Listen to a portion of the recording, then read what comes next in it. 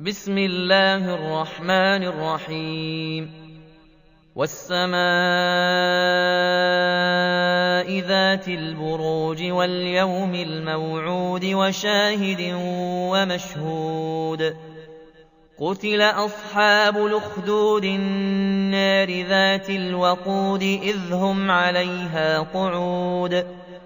وهم على ما يفعلون بالمؤمنين شهود وما نقموا منهم إلا أن يؤمنوا بالله العزيز الحميد الذي له ملك السماوات والأرض والله على كل شيء شهيد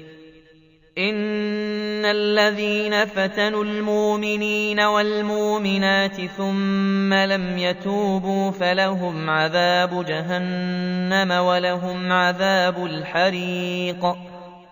إن الذين آمنوا وعملوا الصالحات لهم جنات تجري من تحتها الأنهار ذلك الفوز الكبير إن بطش ربك لشديد إنه هو يبدئ ويعيد وهو الغفور الودود ذو العرش المجيد فعال لما يريد هل أتاك حديث الجنود فرعون وثمود بل الذين كفروا في تكذيب والله من ورائهم محيط بل هو قرآن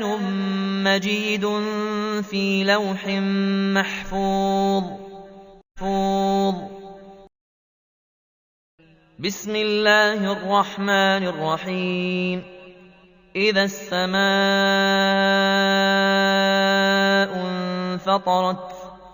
وإذا الكواكب انتثرت وإذا البحار فجرت وإذا القبور بعثرت علمت نفس ما قدمت وأخرت يا أيها الإنسان ما غرك بربك الكريم الذي خلقك فسواك فعدلك في أي صورة ما شاء ركبك كلا بل تكذبون بالدين وإن عليكم لحافظين كراما كاتبين يعلمون ما تفعلون إن الأبرار لفي نعيم وإن الفجار لفي جحيم يصلونها يوم الدين وما هم عنها بغائبين وما أدراك ما يوم الدين ثم ما أدراك ما يوم الدين يوم لا تملك نفس لنفس شيئا والأمر يومئذ لله